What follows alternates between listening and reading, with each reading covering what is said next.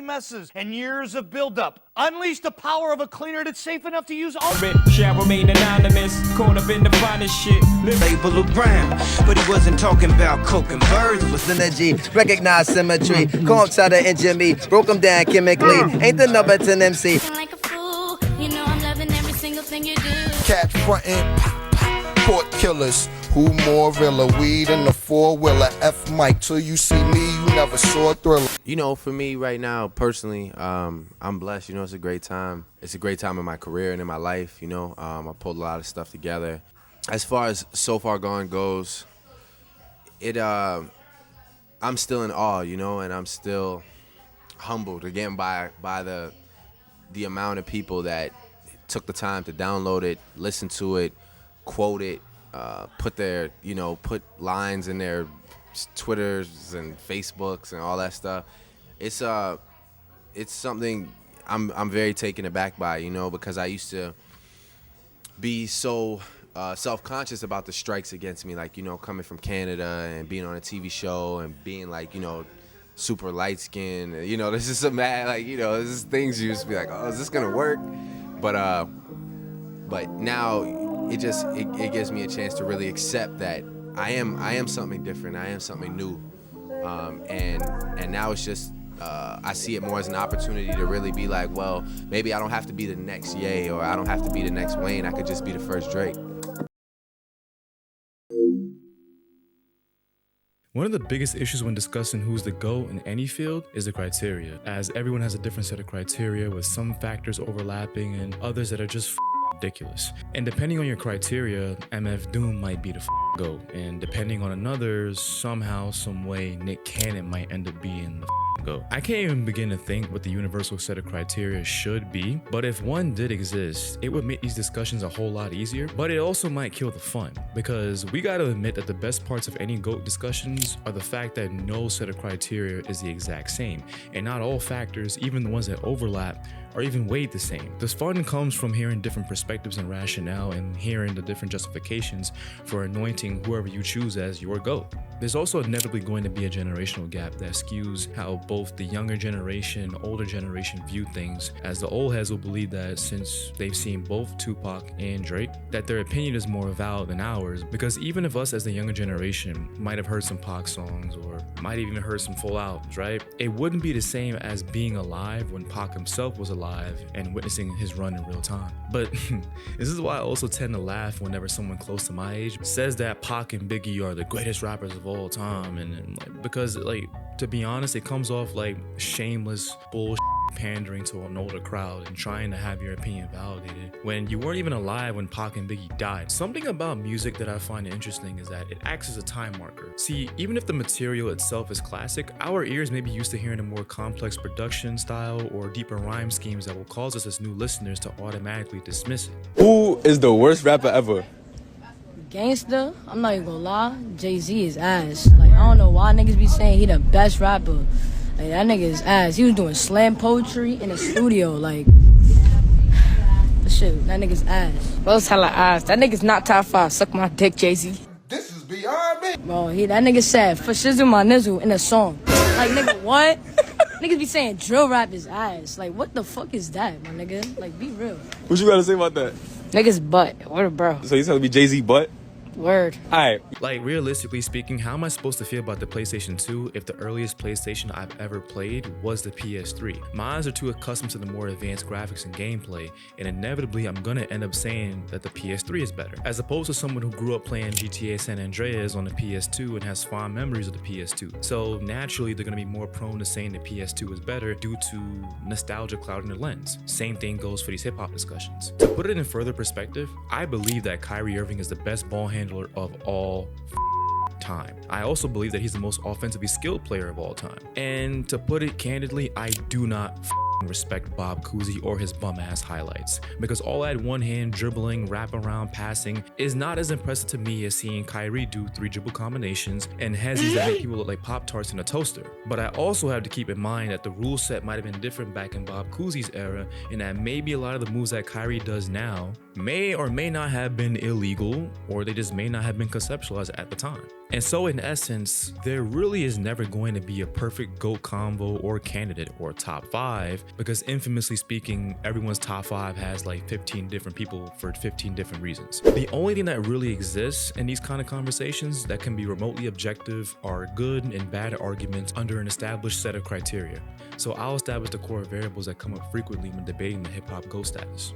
High-level lyricism, accolades and commercial success, influence, longevity, and the number of classic albums that someone has. And Drake respectfully and objectively ticks off all these boxes, yet people love to refrain from even mentioning him in the conversation. Over 170 million records sold worldwide, 13 #1 hits, 5 Grammys, 39 Billboard Music Awards, multiple platinum records, all this after nearly 2 decades of relevancy and surpassing various legends in music.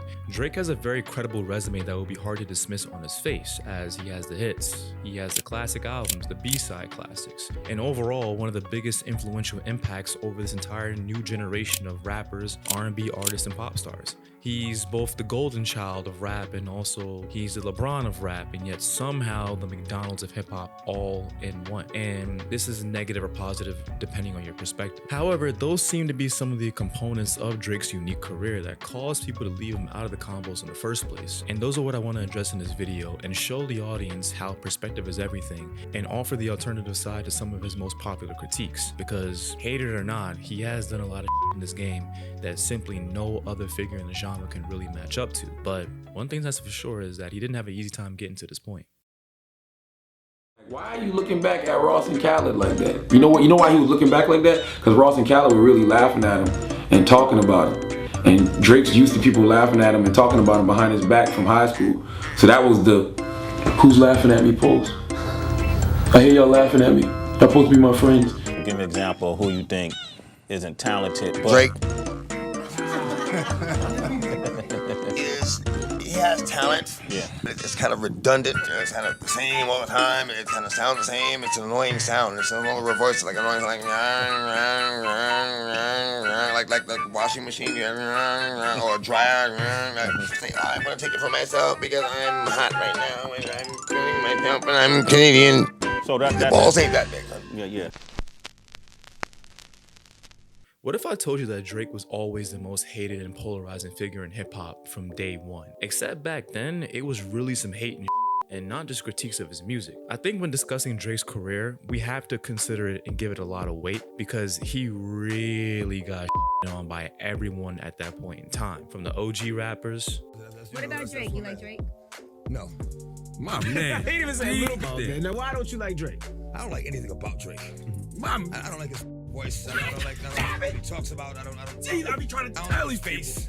I don't like the way he walks. Like nothing. I don't like his haircut. The media. It's 3 sexual orientations out here. It's gay, straight, and Drake. And Drake is just a whole different type of breed. It don't got nothing to do with nothing other than he's just a different type of breed, man. Everyone was giving bro the business. Drake, however, was already somewhat famous from his time on Degrassi, the Canadian teen drama series, and then proceeded to get his feet wet with his first mixtape, Room for Improvement, in 2006. A fitting title, as his next tape, Comeback Season, showed a lot of significant growth in his musical style, as he was still trying to find his voice but was getting very, very close. And the breakthrough would come in 2009, where he would finally get his first taste of major musical commercial success with his breakout project So Far Gone. Drake's So Far Gone mixtape had the greatest impact of any street CD in 2009. When looking back on the late 2000s, hip-hop was starting to enter into its newest phase, as Kanye West had begun the domino effect of changing the sound of music by first outperforming 50 Cent in their infamous 2007 head-to-head matchup, with his album Graduation getting the better of 50's album Curtis. He would then go on to further cement this change in the sound of music with his follow-up project 808s and Heartbreak, a tape that will provide major inspiration to the creation of So Far Gone, with Drake even repurposing Kanye's Say You Will track track for his own version, Say What's Real. You see, the late 2000s, I think more specifically 2009, it was a special time in hip hop where, like I said before, the shift in the sound of music was happening in real time. And for me personally, it was the first time in my life where I was starting to get to that age where I can like really form and understand, you know, the messaging behind certain artists' music and where their inspirations come from. And for me, this was also a time where, you know, Kid Cudi had come out with his first Man on the Moon project, and also a time where Jay Electronica still had the world convinced that he was going to be the next one to wear the crown after his Exhibit A and Exhibit C tracks showed us as the audience the potential of a true high-level MC that looked like he was ready to take over the rap game. But I guess fucking a Rothschild and destroying a high-profile marriage took precedent over being an anti-establishment rapper while being signed to probably the most pro-establishment rapper in Jay-Z. Yo, Jay Electronica's a funny guy for real. Anyways, enter Drake, a former Canadian child star who's fairly awkward looking, rapping on tracks about his emotions as it pertains to dealing with superstar fame, his relationships with women, and his place in the world. And what did you niggas do? Found 1,001 different ways to call him a bitch. The era of dope boy rap and gangster rap was ending, and Drake was the biggest and most offensive representation of this abrupt shift. You see, usually trends have a way of gradually exiting each era, but with Drake, it was like all the FUBU, Anisha wearing lyrical miracle heads were getting tossed out like Jazzy Jeff, and they weren't taking too kindly to that. It makes it even worse that he got a co-sign from Lil Wayne, who at that time was the biggest rapper in the world, and he low-key couldn't even freestyle. Flex, let me touch the city, let them know where it's at. You know what I'm saying? Exactly. Can I do that? You want to do that? Can I do that? Hold up. Turn his mic up a little bit. Can I do that? Get his mic up. Can I do that? Okay, tell him yeah. New York, New Jersey, I'm here. Toronto, Canada, I'm in here. Oh. All the way from. All the way? Degrassi, all the way from. Let me situate this. Yeah. All the way from it. Taking everything personal, this that in your face, all offensive on purpose flow. My city never effing need me. Yeah, oh wait, no, they really need me. Oh wait, hold up, young effing Wheezy. Holla at me when you done effing Wheezy. Yeah, okay, it's young Drizzy. Yeah, alright, I told you. New York, New York. I like to key in on this moment because it's an interesting foreshadow of how Drake's career would go in the future, violating traditional hip-hop standards and getting away with it as if it wasn't that bad. For some further context around hip-hop lore, the ability to freestyle holds significant weight as a rapper, especially if you're performing them for certain figures in hip-hop like a Sway or a Funk Flex. If you don't know who they are and just how significant they are to hip-hop, they were some of the major gatekeepers of hip-hop back when gatekeepers weren't algorithms. And think of the gatekeepers in that era sort of like they were the electoral college, kinda. In the same way that the electoral college is supposed to be there to save us from ourselves and prevent us from voting in just anyone for presidency, at least in theory. That's how the gatekeepers decided to keep the culture as authentic as possible, because just being popular was not good enough to be given the crown or any sort of real validation, and them niggas would have deaded anyone's momentum for the long-term benefit of the culture. Just ask Vanilla Ice or Krayshawn, if y'all remember Krayshawn. Like, no offense, but if the gatekeepers were still human, they would have never let Lil Yachty pop off or Uzi or Yeet, respectfully. But whatever, they're not that powerful anymore, thanks to Drake and more so the rise of the internet dictating who's hot and who's not. But in 2009, going to one of those big platforms and smoking a freestyle was a very important step in gaining cosigns from not just the culture, but also the rest of the gatekeepers and the overall audience. You see, freestyling was your chance to prove how real of an MC you were, because if you can light up a room on the spot, you become even more legitimized. It takes it back to the roots of hip-hop when people just rapped in the streets for the love, art, and the competition of it all. It symbolizes that you're still tapped into the spirit and carefree attitude that hip-hop is supposed to embody, and that furthermore, you have a genuine passion and respect for the art form. To put it in further perspective, it's like when NBA players go to Drew League or the Dykeman Summer Tournaments or Rucker Park, right? You're not there to collect the check or to write up the value of your name. You're really just there to hoop and talk shit with anyone that's on the court with you, like how it used to be prior to you getting that fame and that acclaim. There's no class boundaries or anything that separates you from them, and if you don't take it seriously, you will definitely fuck around and find out. So to see Drake nursing that BlackBerry and continuously pausing awkwardly, it was a terrible look. But much like other controversies, it passed, and most people don't even bring it up anymore except for over analytical assholes like me. Because Drake figured out early on the worst kept secret in music, and that's don't nobody give a fuck as long as you produce great music. I mean, just ask Gunna, Doja Cat, R. Kelly, or anyone that's had a #1 hit, and Drake definitely produced great music. But during the early parts of his career, it's not like he ever gained the respect that he 100% wanted, and it's so clear in his music today that the rejection that he received from hip-hop back then has still left a lot of mental scars, and honestly, how could it not? As humans, we're social creatures, and social creatures who have developed certain evolutionary tendencies for survival. One of those is utilizing strength in numbers, as long as everyone follows the social norms. But when someone comes along and stands out, whether in a good or a bad way, it's typically met with a lot of resistance until some sort of understanding can be had. And Drake stood out because he was everything that hip-hop did not respect at that time. His music didn't adhere to the typical masculine machismo sound. He didn't dress like a rapper. I mean, this nigga couldn't dress at all. He looked like the minority that PWIs would use for their diversity section, and he was open about his emotions to the point that it would border on TMI, something that he would help normalize in music today, but was crushed for a decade prior. But for all the soft jokes, for all the Drake the type of guy jokes, through the music, he became undeniable by flooding the market with classic features, classic albums, and hooks and phrases that can be found under everyone's IG photos. Essentially, he redesigned the landscape in his image. Get these niggas the look, the verse, and even the hook. That's why every song sound like Drake featuring Drake.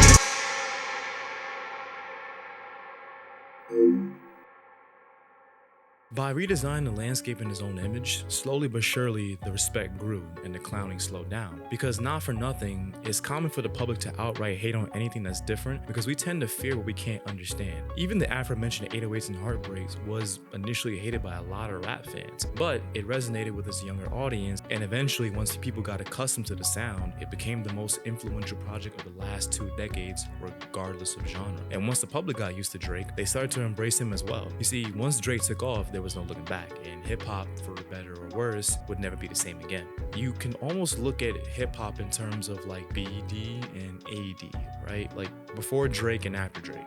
Before Drake, hip-hop was about exuding fearlessness and flexing your worth to the world. Hip-hop, for all its emphasis on authenticity, was probably in its fakest form before Drake, because realistically speaking, right, how do rappers expect us to believe that they were these big-time drug dealers with no paperwork on them committing any crimes, not even a jaywalking ticket, right? Or even getting arrested? Like, dog, a lot of y'all went platinum. I'm pretty sure the police could afford the $15.99 for your fucking album full of self-snitching. But after Drake is when you see the veil, like the mask fall off, so to speak. Because while Drake did boast and brag just like any other rapper, it was always accompanied with this reality check. Sometimes it ain't always glamorous and you feel like a failure. And these were subjects that Drake was not scared to touch on.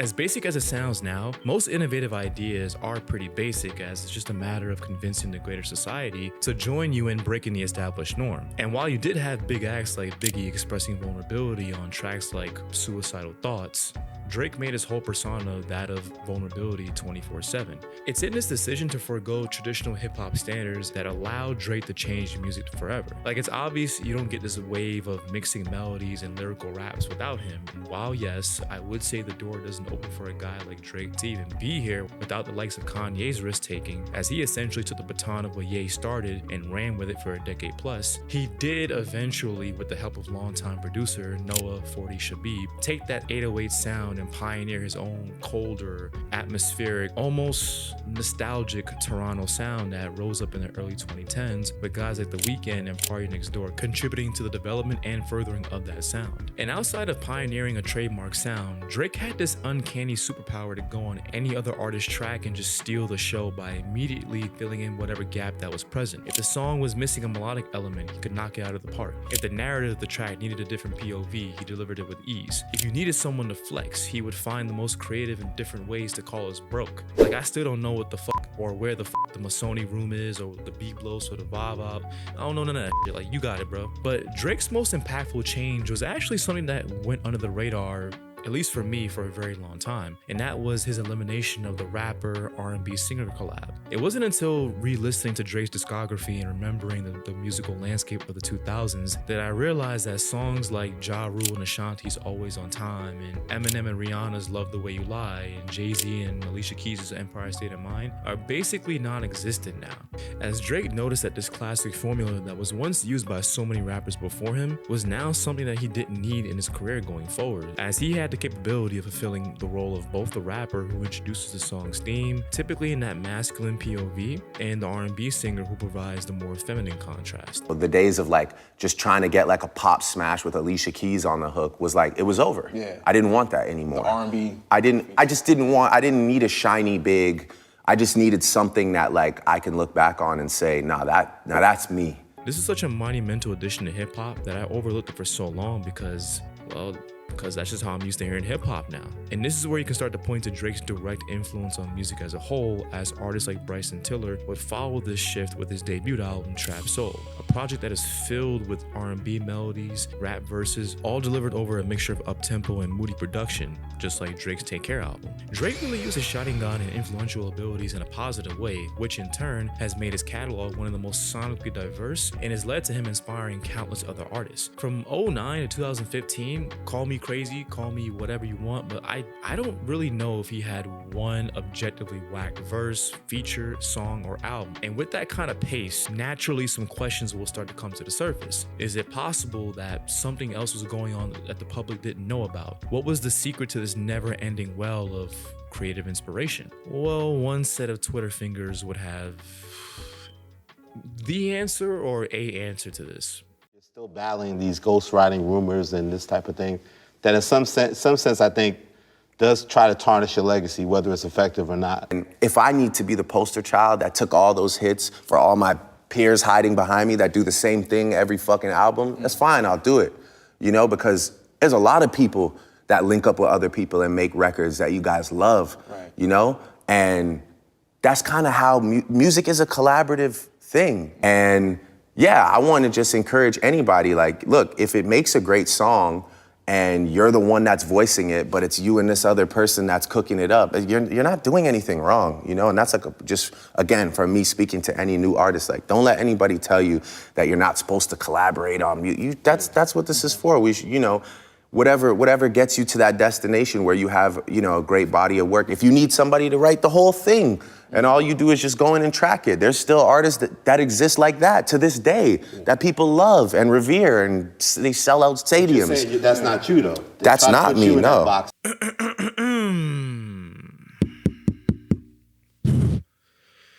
Hi. This is going to be the section that makes my earlier trigger warning come to fruition. So if you saw it, I warned you already. If you're still here, thank you. Like, share, subscribe, comment. Like, it helps the algorithm. That's engagement. So please do that. Whatever you want to do. Or if you want to tell me I'm right, just engage, please. Thank you. And thank you kindly. Rappers writing 100% of their raps is a lie that needs to die and die now. And the worst part about it is that ghostwriting has been in hip hop since the very beginning. In fact, Rapper's Delight, you know, the first real rap record ever released, was ghostwritten. It was ghostwritten by Grandmaster Caz. So my group was called the Mighty Force, then it was called the Force 5, and then it was the Notorious 2. But during those years, those are the years when I met Hank. And Hank managed the Mighty Force. That's the group that he managed, myself and a few other brothers. And he got a job in a pizza shop in New Jersey called Crispy Crust Pizza. He used to take a little boombox to work with him, and I used to give him tapes that I used to make at home or our tapes from our shows.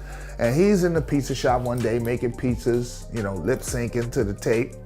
All right, Sylvia Robinson walks in the pizza shop and sees him and says, hey, why don't you come outside to the car? My sons are out in the car. We're auditioning people to become part of this group I'm putting together. He went out to the car, repeated the stuff that was on the tape. They loved it, and they made him part of the Sugar Hill Gang. I mean, basically, I wrote everything Hank said on Rapper's Delight. So whether you want to call this shit ghostwriting or co-writing or whatever else, it has been in hip-hop since the very beginning. I'll give you a great story. Me and the DOC, this is one of the greatest writers of hip-hop. We're in here writing this song, struggling with this beat. We can't come up with shit. It's like the fourth day. Nigga, Dr. Dre fly a nigga from New York into LA. We all in the studio. 30 minutes later, that nigga shit is done. He wrote Dre shit and my shit. And it was still Dre, and it was Jay-Z, and he wrote the whole fucking song. Everyone gets help with writing their songs, regardless of genre, because music is a collaborative fucking process. If you're in the studio and you use a line that someone said, that's getting help.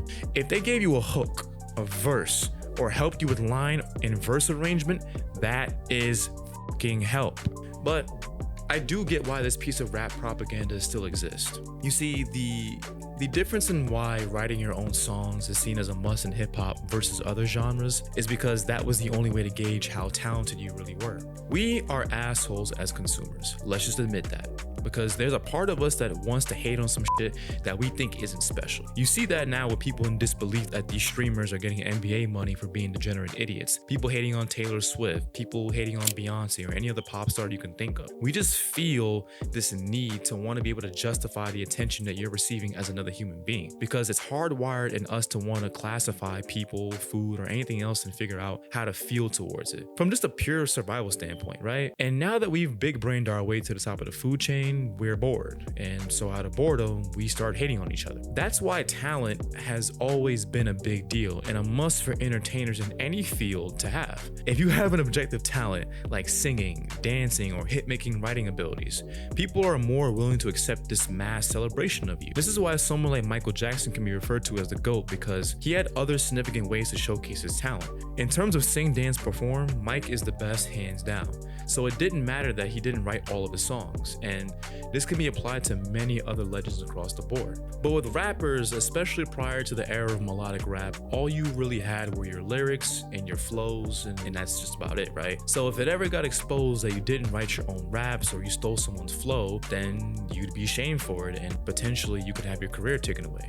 At least if you're any other rapper that's not named Drake. To quickly recap the Meek Mill versus Drake beef, Meek did a song with Drake called Rico and was allegedly mad at Drake's verse, believing that the line, "The girl of your dreams to me is probably not a challenge," was Drake talking about Nicki Minaj, who Meek was dating at the time, who Drake, he always had this weird proximity towards Nicki. Like, just look at this for a second. This is my, I'm shooting my footage. Oh, this right? is you. Oh, this yeah. Is my shit. Oh.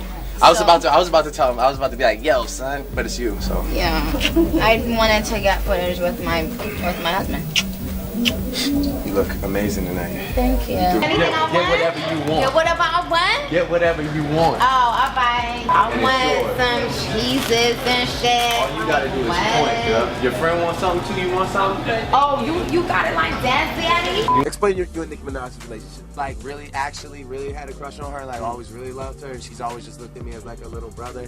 But, I mean, we love each other, and like that line on the album is just me playing with her. So I'll be playing with her for years until she's ready to go. Now you said something the other. I mean, this ain't no regular work wife, work husband shit like. So Meek chose violence and left a permanent stain on Drake's career with one series of tweets, one after another, claiming that Drake don't write his raps, dropped Quentin Miller's name as the ghostwriter, exposing the fact that Drake got writing help from Quentin for more than just one song, leading us to question Drake as a rapper and as an artist for maybe all of about 72 hours. Because Drake would go on to answer these allegations rather quickly. He dropped Charged Up, an initial track that sort of answered the growing debacle of his writing being questioned, and people didn't think it was a proper response initially. Even Meek laughed it off, right? But we now know that this was a setup track, as his lines in the song kind of seemed as though he was ready to address not just Meek, but also others who seemed to have an agenda in ruining his career as well, which he would later go on to somewhat confirm years later. I was just seeing if it was real. I was just seeing if it was, because you never know how calculated someone's plan is. Maybe they've been sitting on the record for 6 months, they hated you all this time, and they just want to fry you. Right. And so Charged Up was my way of being like, is it real, or is this just like a sporadic outburst? I just wanted to know if it was real, if it was a package, or if it was just maybe a mistake on his part, And Drake proceeded to push Meek in even further and dropped back to back. Objectively, one of the greatest diss records of all time. He played it at OVO Fest with some memes. He played it in Philly, Meek's hometown, and nothing happened to him. He played it in Montana. He played the shit everywhere, bro, which in turn made him victorious. And as a part of his victory lap, he would go on to frolic with Vulture on a one-off collab album that was, that Jumpman song is nails on a chalkboard for real. Jumpman, these boys up to something. Yeah, you up to giving me a migraine. And then spent the next 2 years throwing shots at Meek until they pieced it up by 2018, where Drake would do some charity work and gave Meek another hit, the end. Except it wasn't. Drake may have won the battle and maintained his relevancy, but one could argue that Meek won the war. Because yes, while most Drake fans don't care, and a significant number of hip-hop fans already view Drake as a pop star, it placed a permanent asterisk on his career and gave fans yet another reason to further discredit any and everything that he's done. And it's unfortunate because collaboration in music, once again, is something that takes place on a regular basis, and it shouldn't be used to discredit any artist completely, at least not without the proper context. And in the case of Drake, it shouldn't be held against him because he has spent a lot of his career providing his writing talents to the industry. Yes, Drake has written songs for other people. Shocker. He's helped people like Jamie Foxx with Fall For Your Type, he's helped people like Alicia Keys with Unthinkable, and even his longtime frenemy Kanye West with him contributing to songs like 30 Hours and Yikes, just to name a few. You know what I'm saying? I'll be having like 12 writers in the studio that don't add up to Drake. That's why I was interested when we heard 30 Hours, because Drake wrote that for me. I sent him like, boom, here I got like this many ideas. Like the line I had, like, I was nervous to do Victoria's Secret show until I pictured everybody with no clothes. Right? Was like a line I had, and like it's like a stripper line.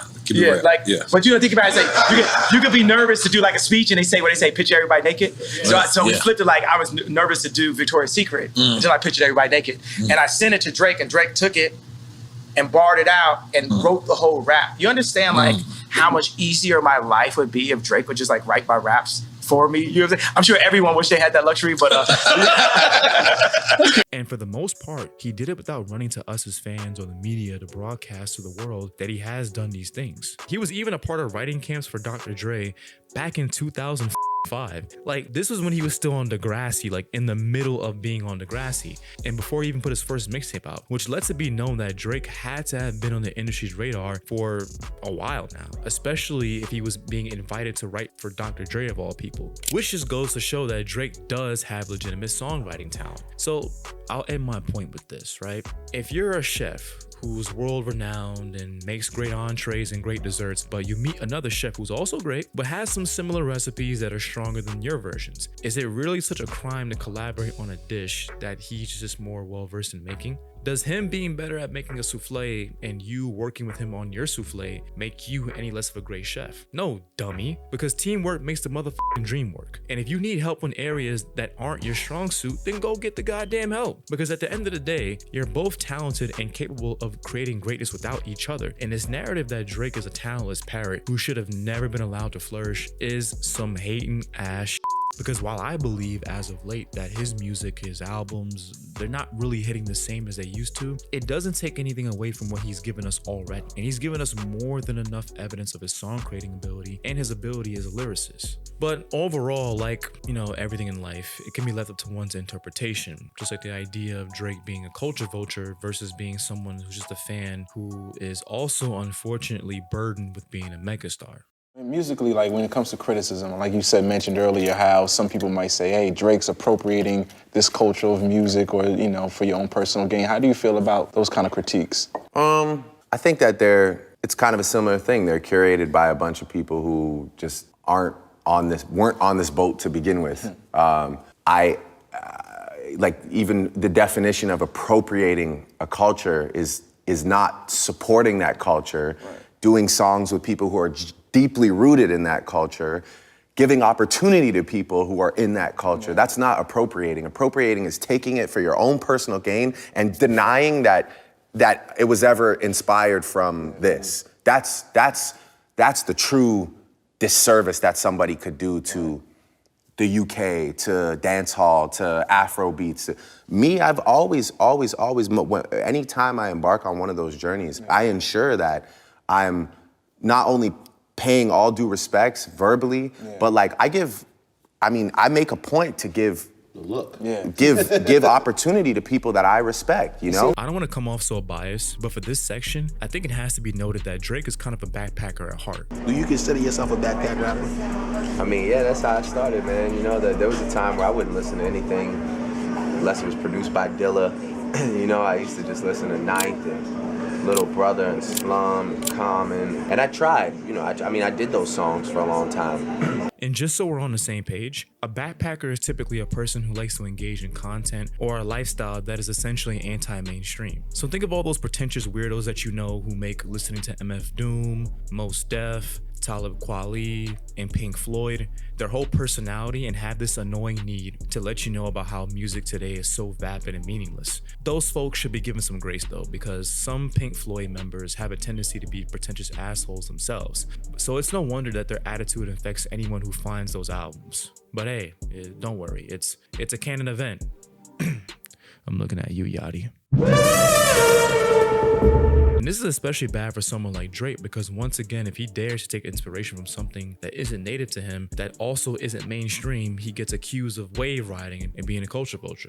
In case you didn't know or you need a reminder, a culture vulture is defined as a person or organization making profit using dishonorable practices from a culture they do not give a about. Shout out to Urban Dictionary for real. Some examples. If one of the major record labels signs the most viral rapper out in an effort to exploit them for profit without really caring about if the rapper is talented or not, or if they would be representing the culture in a positive way. So think of Lil Pump, 6ix9ine, the Island Boys, and so on. And in Drake's case, dabbling in reggae, dancehall, UK drill, Afro beats, Houston culture, and basically anything else that people believe is outside his own culture. The argument is that since he doesn't belong to any of these cultures, combined with his huge audience and status, whenever he engages in these genres, it takes away shine from the artists that are native to that sound and that culture, and by contrast, it only makes himself appear to be more tapped in and worldly, while making himself more money by capturing different markets around the world. And while yes, he definitely does benefit from doing this, the artists have a chance to as well. When Drake does dancehall, he doesn't just take some random dancehall type beat that he found on YouTube and run with the sound and the swag. He'll typically collaborate with people from that genre and bring them along, introducing them to his huge mainstream audience, which also benefits those artists because Drake is giving them an opportunity to showcase why the new listeners should also listen and engage with their catalog and with their wave and with their culture. In a weird way, this is his way of paying the culture back, because by giving one of the stars of that genre a chance to get into the mainstream, it would subsequently bring that genre into the mainstream, which in theory would bring in more money and notoriety to that culture and the rest of the artists, the trickle effect. Moreover, this doesn't just extend to international artists, as he was a big supporter in helping The Weeknd take off in his early years,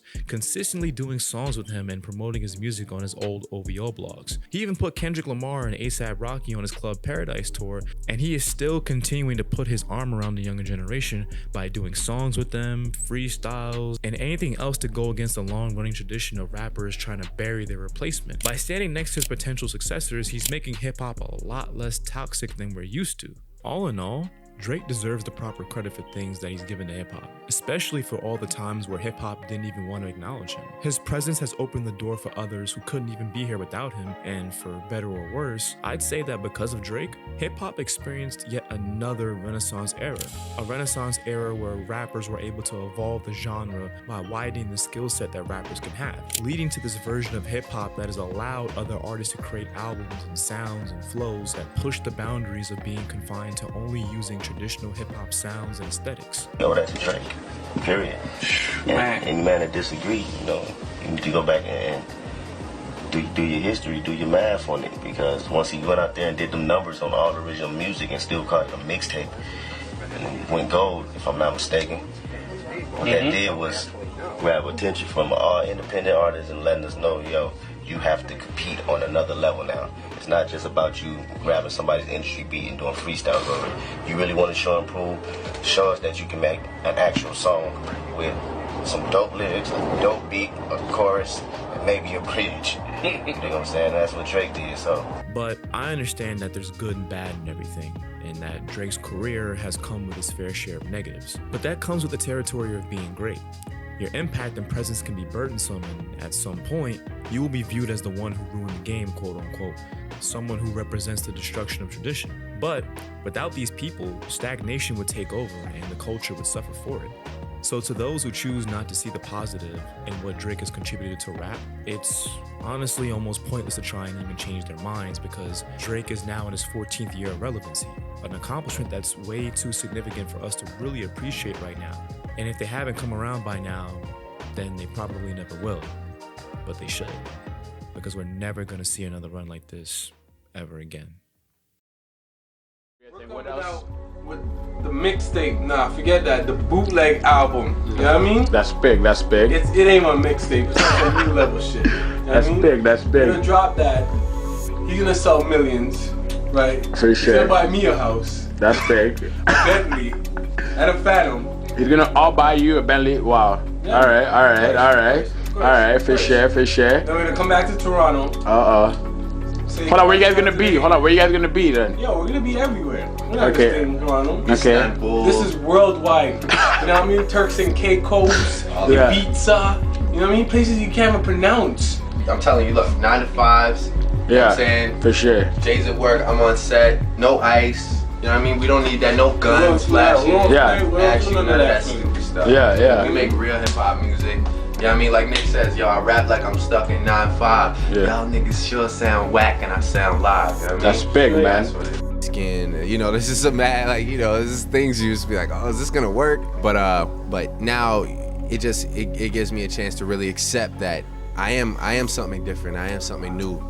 And now it's just I see it more as an opportunity to really be like, well, maybe I don't have to be the next Ye, or I don't have to be the next Wayne. I could just be the first Drake.